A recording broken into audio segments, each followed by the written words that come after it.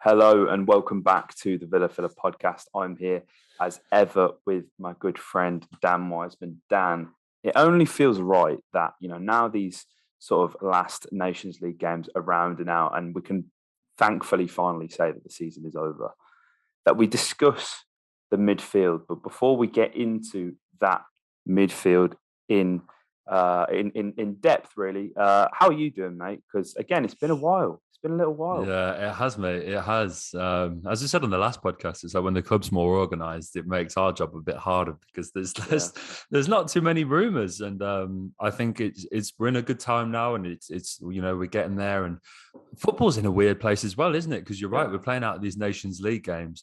The players don't really want to be there; they want to go away on holiday, and the football season's not too far away. Like Yeah. I feel like with these Nations League games going on, and then we have a break, and then you get some leagues sort of coming back sort of mid-July, and then Bundesliga's back the last week of July, and then the Premier League's back sort of first week of August because it's been shunted forward because of the World Cup.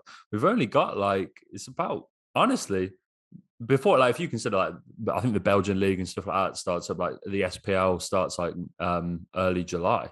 It's like three or 4 weeks. It's These mad. guys will get off and then we'll be back into it again. And so yeah, it's a crazy period, mate. But yeah, always happy to hop on here and at least try and make some sense of it from a Villa end.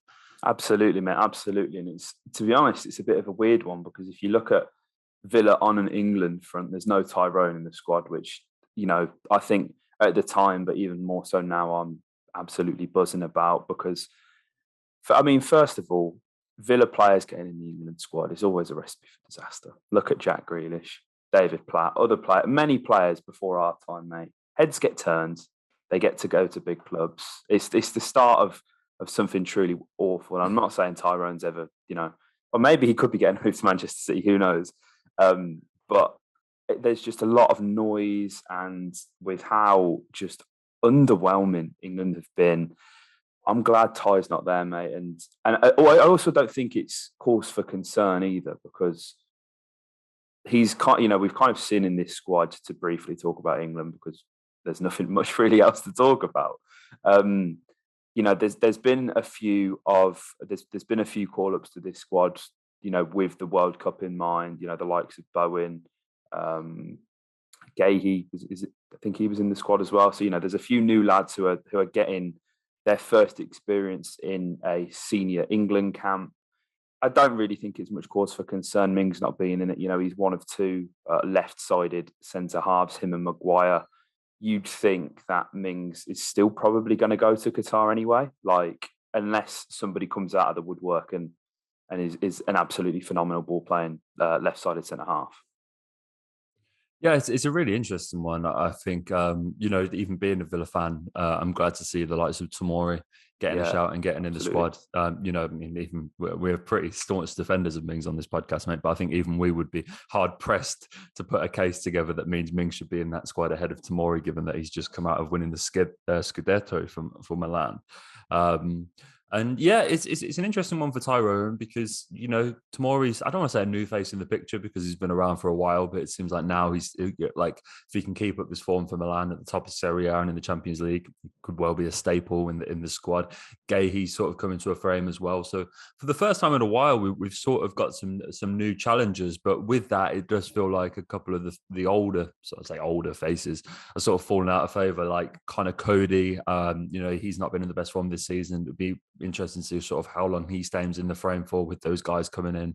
Obviously, Maguire's not been in great form either. So there's a couple of it's as it always is with international football. There's always ins and there's always outs. So Mings will always have that left foot, which has always played into his favour, and we know that Southgate has often turned to a back five and stuff like that. So he will always have that going for him. And you're right. On international duty, people can say what they want about Tyrone at club level, but on international duty, he's always done very well for England, Yeah. and that's always something that Southgate considers. He likes his favourites, and I'm not saying Mings is quite his favourite yet, but he's putting some really good performances for England, so he's always got that going for him. He knows what he's going to get, and that's the thing as well. And Cam and JJ, brilliant time with the 21s, mate. Really good to see them getting in and amongst the goals. But I think more exciting things, mate, that have been going on with specifically national sides. is Boubacar Kamara. A lot of people seem to be getting dodgy streams and have been watching the France games. And whilst France have failed to impress, they're winless in all of their 4 Nations League games so far, rock bottom of that table without a win. Absolutely shocking from them. But Kamara has been a sort of, he's been a diamond in the rough here, mate. And it feels weird to say that when he's on a pitch with the likes of Karim Benzema, Kylian Mbappe, Aurelien Tchouameni, all, stars, absolutely fantastic players. But Kamara, he's been sniffing out the danger. He's been operating really well. And it has been a long season. And, I think for him, again, he's going to have the World Cup in his sight. I believe this break was either his first or second inclusion in the France squad. So he's going to have the World Cup sort of in the back of his mind. And I think, when you look pre-season, probably going to be starting in 3 weeks to a month's time. I don't think it's the worst thing. I don't think he's, clearly Ligue 1 is not as intense as the Premier League. Too many games for any player is obviously going to be a problem. So, may sound contrary to what I've been saying about Tyrone not being in the squad and my delight there, but I want to see Kamara play. So I've selfishly been enjoying France's games despite them being so poor.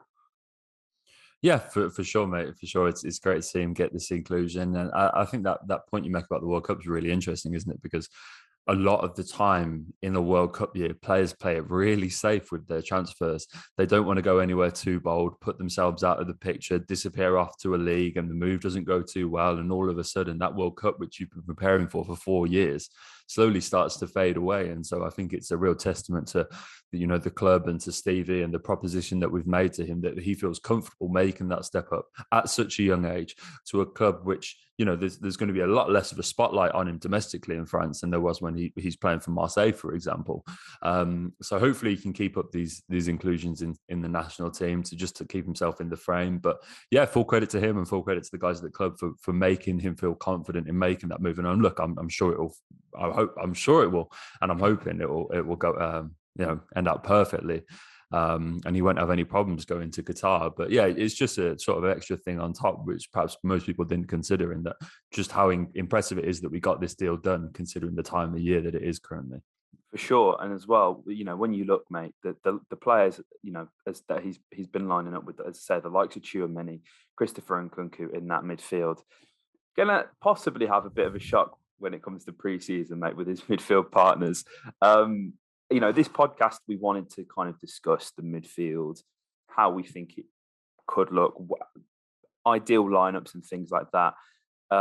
First of all, mate, I think to kind of make sure we're starting off on the right foot, I think it's going to be fair to assume that it's 1-6 and 2 8s. Yes, yeah, I would think so. We're going to continue with that throughout the season. And I think, other targets that we may get onto later in the podcast, we are a bit pressed for time, so we'll try and keep it short and sweet for you guys, but may dictate whether Villa can possibly set up in a different way. Now, looking at the midfielders, we've got the club, mate. Douglas Luiz, year left on his contract, needs sorting. Marvelous Nakamba coming back from fitness. Ultimately feels like Marv will be the bench warmer. I hate to say it because, you guys know, massive fans of Marv on this podcast. We've got the likes of JJ, again, having a fantastic time with England at the moment. John McGinn, Conor Horahan has left the club. So, I mean, he would never have been in the picture anyway. But when you're building your sort of ideal Villa midfield, mate, obviously Kamara's at the base of this. The discussion really is the 2 8s, right? It's so difficult, and I don't think you'll find one Villa fan that will actually agree with another on this, because everybody is so split, and it's so difficult to kind of make this decision, mate. How do you tackle this, mate? Because obviously, as I say, Kamara, he's nailed on, right?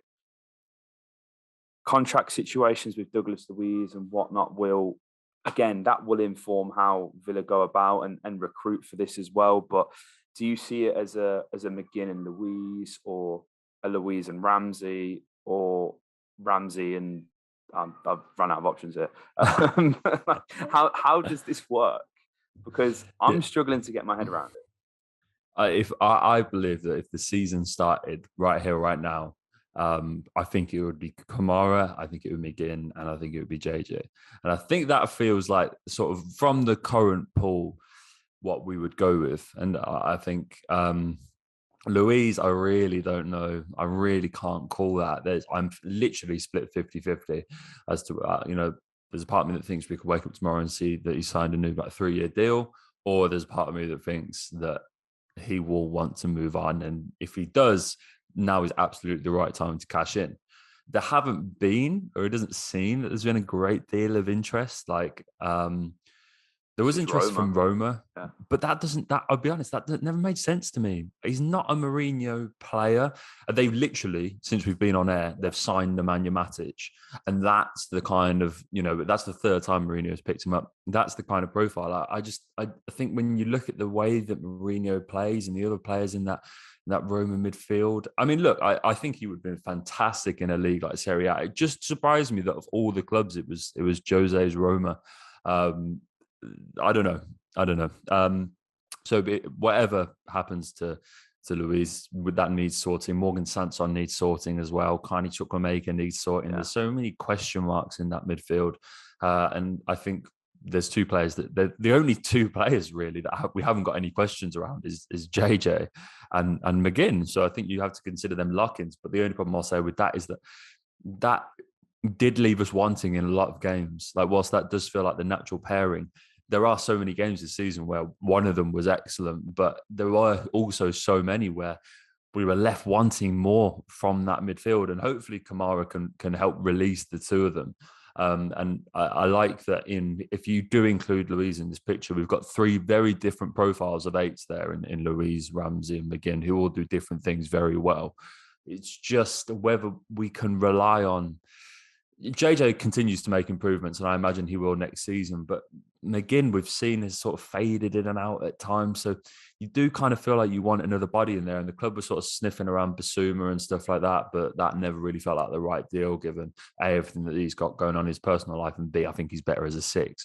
So, I mean, look, I saw like Liverpool, Oxlade-Chamberlain's apparently on the list. And I think someone like that would be fantastic. And we know how much we like shopping around in the Liverpool market. So I think someone like that would really help this Villa midfield. It's interesting. I was, Oxlade-Chamberlain, I remember like first watching him at Arsenal and thinking like he is a player, and he's never lived up to the potential that was there, and he's been hampered by injuries.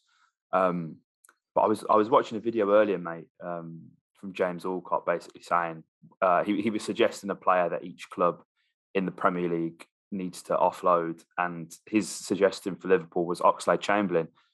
He only made 18 appearances last season for Liverpool, but the minutes equated to only 7 full 90s, I think, which is it's cause for concern. I'm all aboard the Alex Oxlade-Chamberlain hype train. Whatever we can do to if I think if there's a good deal, any less than £50 million, I'm all over it, because I think he adds quality, and I think he comes in kind of like Callum Chambers, really, where he's kind of gone, okay, well, I've sort of made my money. I've played for one of the bigger clubs in the country, in Arsenal and Liverpool, and yeah, do you know what? I can be a part of something. I can offer something here. There's experience there.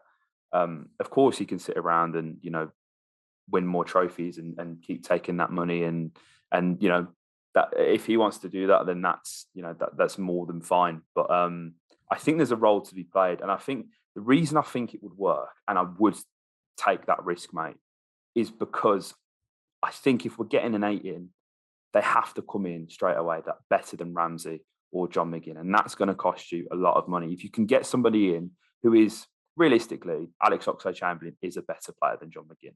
That is, at least in my opinion, that is how I see it. He absolutely is. But that kind of talent for me is offset by the injuries, the lack of minutes. Just not only just this season, but since he's joined Liverpool, really, he's not played a lot of football, which is surprising, disappointing almost. But if you know he's going to come in and only play 15 games a season, and that is understood between all parties, then it almost seems like the perfect deal, doesn't it, really, mate? Well, that's why I look at it, mate. And I think you have to be realistic and say that if you look at Kamara, McGinn, and Ramsey, or Kamara, Oxlade-Chamberlain, and Ramsey, which of those two midfielders would you say on paper feels more like a European standard midfield? You go for the one with the Ox in, and that's nothing to do with John McGinn's ability. I think it's just a lot to do with the energy that Oxlade-Chamberlain can bring. Obviously, he's got a fantastic track record. I mean, a list of accolades is probably like too long to list off because, considering the FA Cups he won at Aston as well. So like on top of everything, he's gone on to win at Liverpool at European level, Premier Leagues and stuff like that. So all sorts of domestic honours and international honours. And so I think that feels like a really good option. And I think that energy and that tenacity is something similar to what Conor Gallagher would bring too. So I think it's interesting that these two players offer very similar things in terms of the snap that they bring, the energy that can take the sort of just the sort of, we often say we're too nice to play against, don't we? Yeah. That's always been a criticism.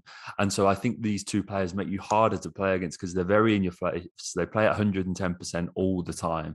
No one wants to play against those kind of guys. And I think, when you look at those sort of Liverpool games in the Champions League where they overrun Manchester City in games like that, and City just couldn't cope with the energy. And obviously the Ox scored a brilliant goal. Do you remember it? Like one of those games, hits it from about 25 yards.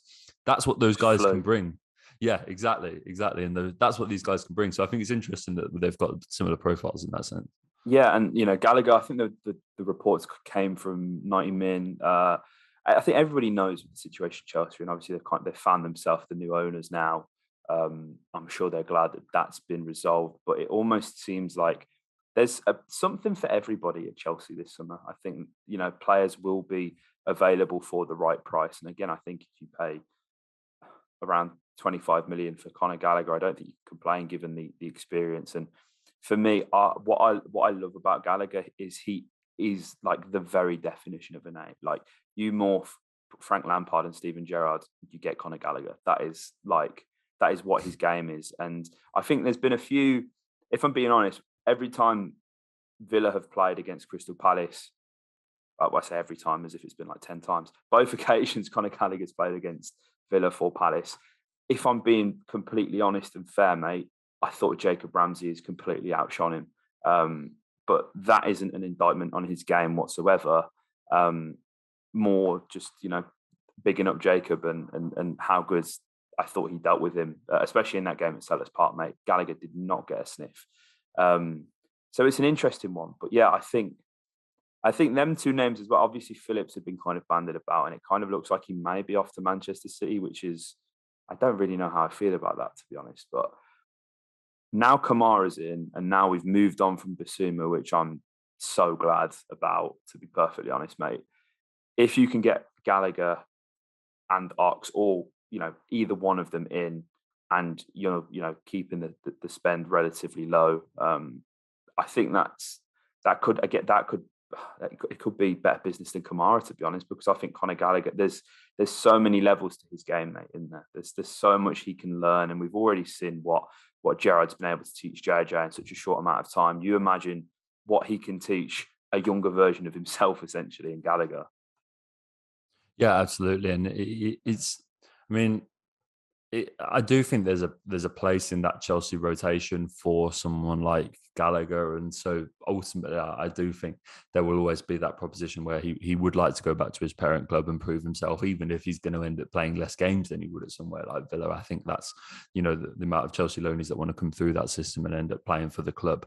It makes total sense, but there is I don't know how much a permanent move would cost, and is another loan deal what he really wants at this point in his career? Like a player like him really needs to settle down, find a home, and start progressing towards something bigger. And so, yeah, it's just the finances and the logistics of that deal which do make me question it, because what is a permanent deal going to cost you for Conor Gallagher at this point? Yeah. It's going to be sky high numbers, English tax, young guy, and so.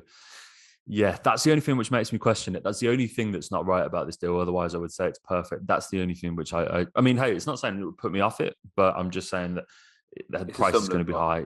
Yeah. And a loan I don't think makes sense. So it's just that pinch of salt, I think, with that rumour, mate. Yeah, definitely. It's certainly not cause for concern for us to get excited about that just yet. I think that's absolutely fair to say. But, as well, Dan, Carney, as you mentioned, Tim looks like, could be a big pre-season for him. It's going to be interesting to see how that goes, but I think it's safe to say, mate, Villa's lineup come the start of the season, especially when you're looking at the midfield, is going to have significantly improved on paper from moments during last season. So that is something that I'm excited to see. Guys, if you enjoyed this podcast, let us know by hitting a like and commenting your thoughts down below. Dan, we've got a few exciting episodes coming up soon for the viewers. So keep your eyes peeled on that. Make sure you hit the notification bell so as you don't miss these videos and podcasts from us here at Heart of the Holte. Up the Villa.